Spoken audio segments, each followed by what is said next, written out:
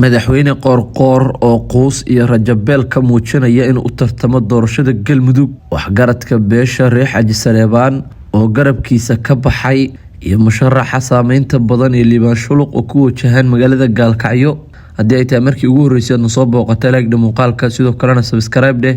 oo gambaleelka furo si wararkeenu ay ku soo gaaraan madaxweynaha maamulka galmudug axmed cabdi kaari qoorqoor oo waqtigu uu ka ilaaday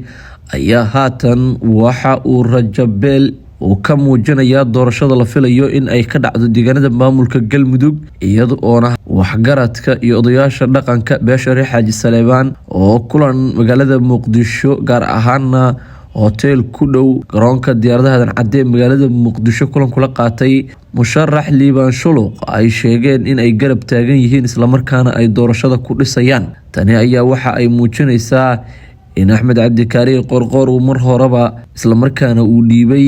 kursiga madaxweynaha ee maamulka galmudug xogaa leele iyo waxa ay sheegayaan in axmed cabdi kaari qoorqoor uu haatan bilaabay inuu xilkiisa uu sarifanayo axmed cabdi kaari qoorqoor oo xilkiisa galmudug ku bedelanaya xilal iyo dhaqaale waxaa xilkii ugu horeeyay ee qoorqoor xaggiisa ah loo magacaabay agaasimo ku-xigeenka hay-adda socdaalka iyo jinsiyadaha oo la sheegay in dhanka qoorqoor uu ka socday waxaa kaloo la sheegay in la filayo in 4 kale oo xilal ah la magacaabi doono iyada oona ay ugu soo horeeyaan mareeye ku-xigeenka dekedda waxaa usii dheeraan doona dhaqaale ilaa iyo hadda aan la fahmi karin inta uu leegyahay hase ahaatee waxyaabaha rajabeelkiisa muujinaya ayaa waxaa ka mid ah in magaalada muqdisho uu dhaqdhaqaaq xoogan ka sameeyey liibaan shuluq musharaxa ugu saameynta badan ee galmudug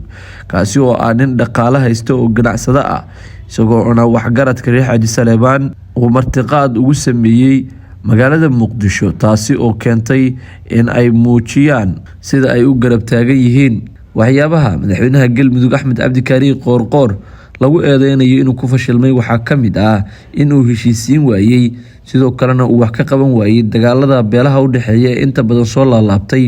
sidoo kale galmudug ayaa inta badan la sheegay inuusan waxba ka qabanin oo halkeedii ay taagan tahay iyo waxyaabo kale oo aada u fara badan tanina waxa ay keentay in rajadiisa ay aaldheer kusii rido laakiin haatan musharax liibaan shuluq ayaa noqonaya midka ugu cadcad waxaana uu ku wajahan yahay magaalada gaalkacyo ee xarunta gobolka mudug halkaas uu kasii bilaabi doono ololihiisa doorashada liibaan ayaa nin dhaqaale haysta oo xasan sheekh u dhow waxaana tani ay keenaysaa in uu ka mid noqdo dadka loo saadaalinayo inuu kusoo baxo amaba ugu cadcad inuu kusoo baxo doorashada maamulka galmudug xasan sheekh ayaa la aaminsan yahay inuu yahay nin dhaqaalaha si aada u tixgeliya taasi oo keenaysa in musharaxan uu yahay nin jeebkiisu uu furan yahay waa liibaan shuluqe